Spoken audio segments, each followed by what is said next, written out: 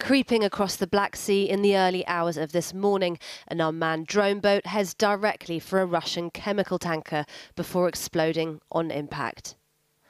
24 hours earlier, an identical attack on a Russian naval ship, later seen dragged, listing into port.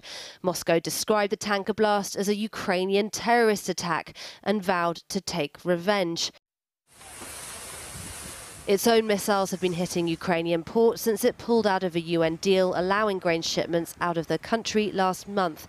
And today, Kyiv appears to be retaliating, expanding its assault into the Black Sea. The Russian tanker hit here, near a bridge linking Russian-occupied Crimea to the mainland, and the naval ship near the base of Novorossiysk, one of 6 Russian ports Ukrainian authorities today declared a war risk area.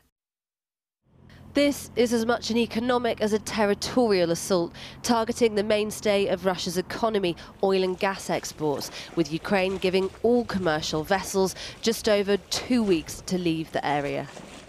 And as the battle intensifies in these seas, it's a charm offensive Ukrainian President Zelensky will be fighting in Saudi Arabia this weekend. He's trying to convince officials from 40 countries to sign up to a peace summit and a 10-point plan to end the war.